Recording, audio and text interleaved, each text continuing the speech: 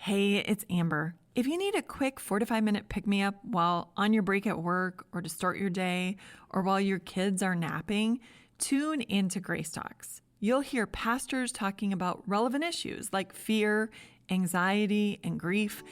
They're short but powerful messages. Find Grace Talks wherever you listen to podcasts. We finished up April showers, so now guess what? We are on to May flowers. And today we're going to be talking about the widow whose flower did not dry up. And so today's episode is called, What Miracles Are You Missing? Hey guys, it's Amber, wife, mother, warrior, type A child of God. Here at Little Things, we examine everyday issues from a biblical perspective with one simple goal, to know and love God more. Thanks for joining me.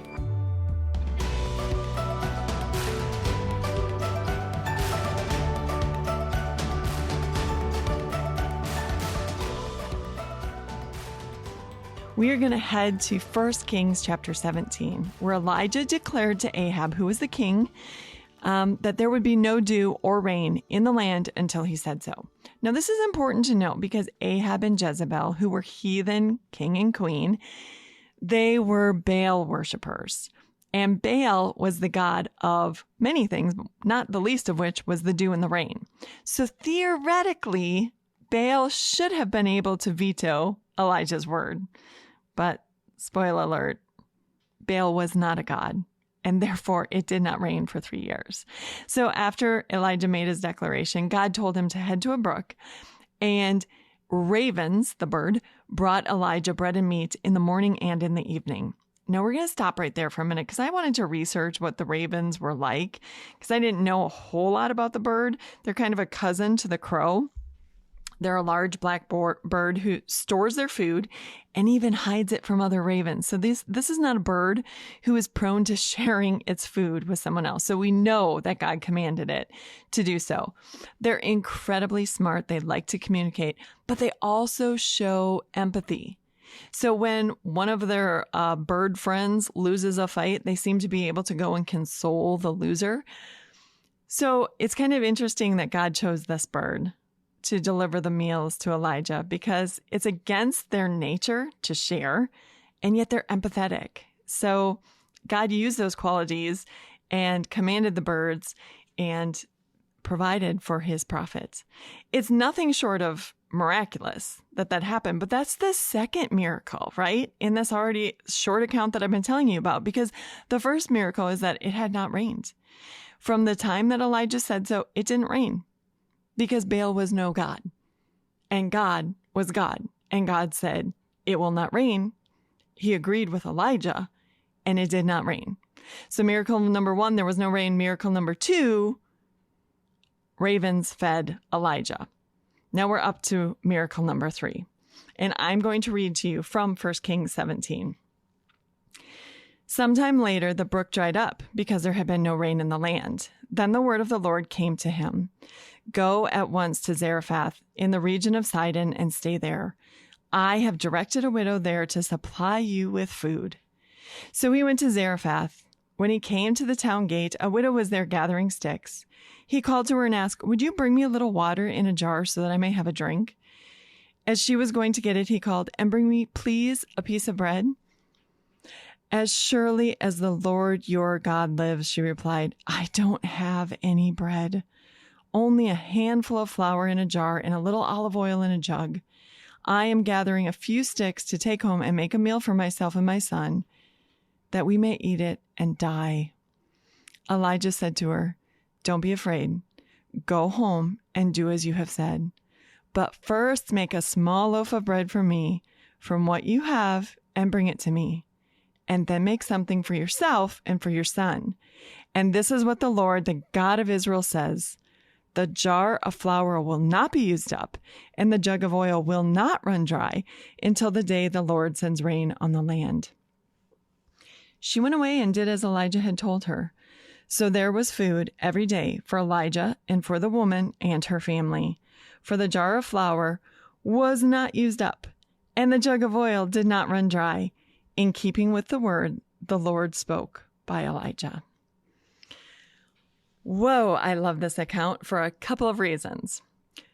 First of all, Jesus said in Matthew 6:26, "Look at the birds of the air. They do not sow or reap or store away in barns, and yet your heavenly Father feeds them. Are you not much more valuable than they?" This widow was down to her very last meal. And then she didn't know what.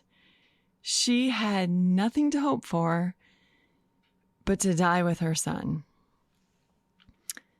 But God, He chose her to bless with this flour and this oil that didn't run dry. And I've recently tried to start noticing the way that God is doing the same in my life. There have been so many instances where it looked like one thing was going to happen, and I've prayed and I've been somewhat sad about something or saying to God, I don't know how this is going to work, but I'm going to trust you. You're bigger than this. And then all of a sudden, a door opens. And what looked like a very bleak situation was no longer a bleak situation. But it didn't mean necessarily that the situation was over, just that God gave me a little bit of hope, a little bit of strength to keep going. And that's what I really want to point out, because the famine didn't end for this woman. The famine was still going on in the land. There was no rain. But God provided during the famine. Sometimes we're waiting for the big miracle, the rain, to come on the land. Remember, it did not rain. There was no dew for 3 solid years.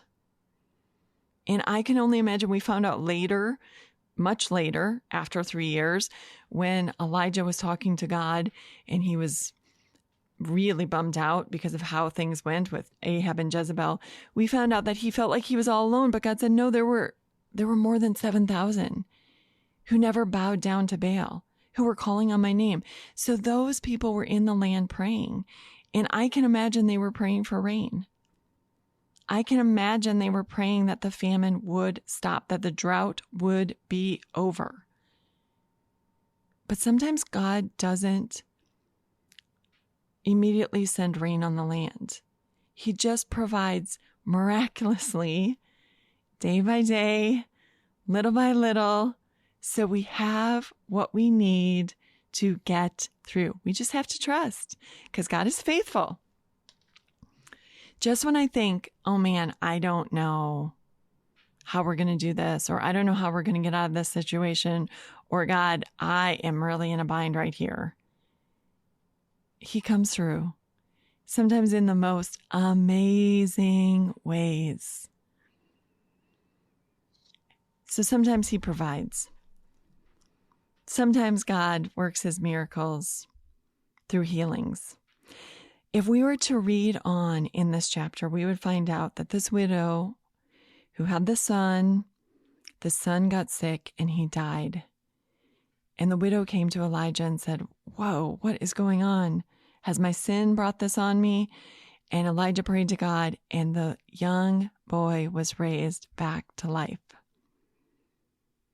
I am sure if you've been following God for any amount of time, you have been in a situation where you have prayed desperately for somebody who was going through a surgery, who was viciously sick, who had broken a bone or had some sort of complete and terrible mishap, and you have prayed and begged God to intervene. And if you've lived long enough, I am absolutely positive you have seen many ways that God has done just that. But Amber, you might be saying, yes, that is true. There have been those times, but there were also those people who didn't get better, and you didn't see the miracle. Can I challenge you just for a second? Maybe there was a miracle, but it just wasn't the miracle that you were hoping for. So back several years ago now, I prayed for a friend to be healed of her cancer. And God took her home to heaven and gave her total healing. And until the week that she died, I was still praying and believing that God could and would heal her. In the meantime, someone else who was close to me died. He was an old man, so it wasn't unexpected at all. But I was still reeling a little bit from this person's death when this friend was taken to the hospital via ambulance, and it became clear that God would not give her physical healing on earth. And for 4 days, I moped. I'm not proud of it. I'm a little bit embarrassed. God didn't seem to be listening. I was really hurting. People kept calling me and sending me messages that she was in the hospital, and I just let them go. And on the 5th day, God gave me the nudge. The Holy Spirit spoke to me in reading his word, gave me that boost like, Amber, for the love of me, get over there and see her. And I mean, it wasn't audible. Trust me, I'm just paraphrasing that. I kind of had a little nudge from God that I needed to get in the hospital to see her. And it was late. It was 7:30, maybe 8 o'clock at night, and nobody else was there. Everybody was gone. And I walked in the room, and her first words to me were, Amber, you came. Like she had been waiting, which was crazy to me because I just felt like, she was probably thinking about a million other things, and it wouldn't matter if I got there or not. But for the next half hour, we discussed heaven. It was one of the sweetest conversations I've ever had. We talked about what we were absolutely sure of, and then we talked about a whole bunch of things that we didn't know. If heaven would be like this or like this, but can you imagine? And what if it's like this? And isn't that amazing? And you'll know before long. And death, the death of saints, is absolutely a miracle. It is 100% holy ground. In fact, in the Psalms, we're told, precious in God's sight is the death of his saints. Now, I am not minimizing it. I am not being frivolous about death. I see death often because of my job that I've had for several years now as an elderly companion and working with older people. I have seen more death than I ever imagined I would. Jesus knew the pain of death. He raised Jairus' daughter. He raised the young man of Nain whose mom was a widow and who had no one left. He went to the grave of his dear friend Lazarus and wept. I love how Pastor Mike in his sermon, his Easter sermon, said that in this account, the Greek says that literally Jesus snorted angrily at death when he called Lazarus out of that grave. So it is not that God is saying, oh, death is so precious. You should just be happy about it. It's just all going to be fine. He's not sugarcoating it. He's not making it seem as if it is an easy thing to walk through with somebody else. It is, however, the vehicle that God uses to bring you to him for eternity. So death, us going home to heaven, is a miracle in and of itself because the Holy Spirit has worked faith in our heart.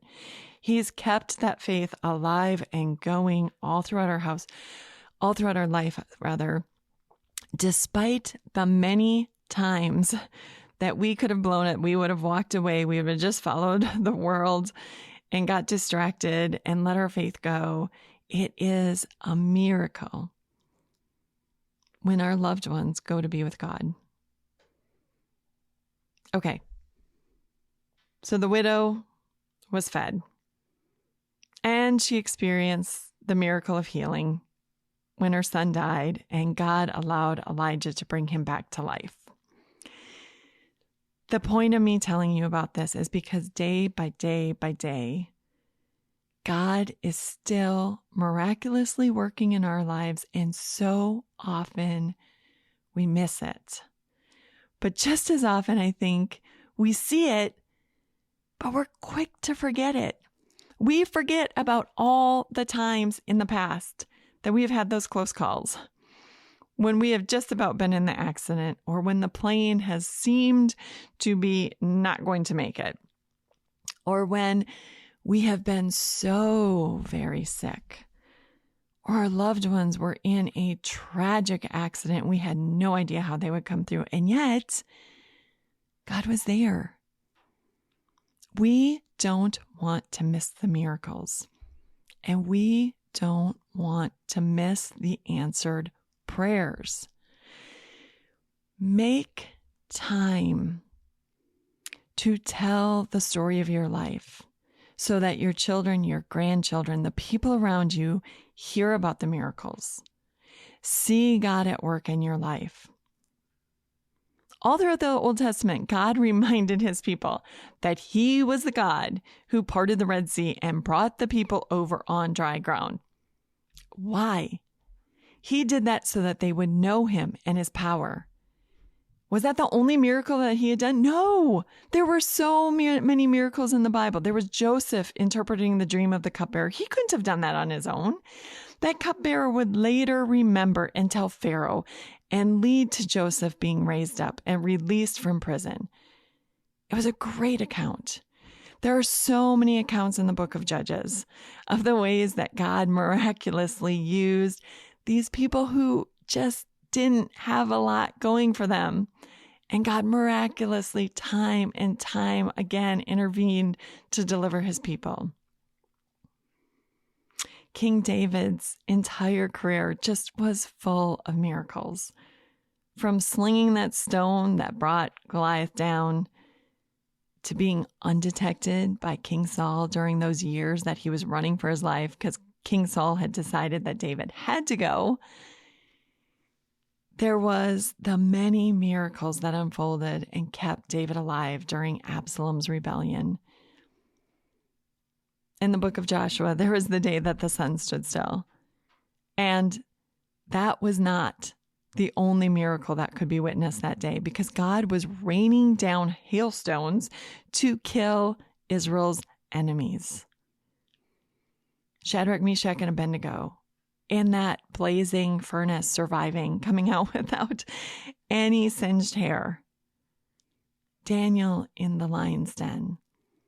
The Apostle Peter in the New Testament, who was in prison, and the angel came and unlocked the doors and led him out of the prison to freedom. Miracle after miracle after miracle. There was the miraculous catch of fish, Peter walking on water. There was so many miracles in the New Testament, healings, feeding people, just so many things. Why did God put those in the Bible? So that we would know his power, so that we would believe he is good and realize he is still the same very capable God. God tells us several places and in several ways in the Bible that he is the God who can do the impossible. There's nothing he can't do. There's no situation that is bigger than him. Time and time again, when people came to him and were like, I don't know, God said to Moses, nothing is too hard for me. When Moses said, oh, you're going to feed the people meat? Not all the cattle in the world couldn't feed them for a month. And God said, oh, is that a challenge? Who do you think I am? You need to pray. We need to submit to God, and we need to wait on him. He doesn't answer our every prayer miraculously in the time frame that we're hoping for. Sometimes we have to wait a while. Joseph sat in that prison for a couple of years. Sometimes God immediately rescues us and shows us his power and might. And sometimes we have to watch and wait. And sometimes he's doing a good work in us. But this is what we need to remember. God is bigger than anything you could face. And he's big enough to do it. I know what you're thinking. Okay, does this mean that I'm going to get the job? Will so-and-so be healed? Will this mean so-and-so will get through the addiction? Will the wayward child come back and start to believe again? Is there faith there? Pray. Wait. Submit to God. Trust, knowing that He's more than capable. And allow Him to work, and watch for the ways that He answers your prayers. Because there are so many times that He is at work, and you can see little glimmers of hope, and you totally miss it. And I've brought this up before, but I think it's a good time to bring it up again. Long ago, when I was still a little girl in my church, there was a woman who prayed for her husband to come to faith. She prayed and she prayed and she prayed. And he came to church for her funeral, and he came every week after that. She did not see the answer to her prayers while she was alive on earth. And there's a chance that you are not going to see the answer to your prayers either. That doesn't mean that they weren't heard. That doesn't mean that they won't be answered with a yes at some point. That's why we keep praying. That's why we keep believing. And that's why we keep watching for the miracles. This has been Little Things, because in God's kingdom, the little things are the big things.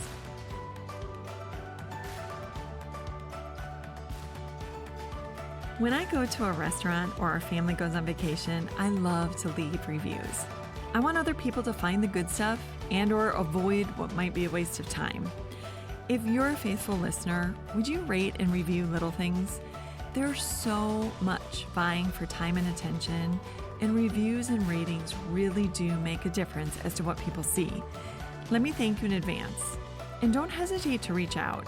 If you have a suggestion, I am so happy to hear from you. Thanks for being here.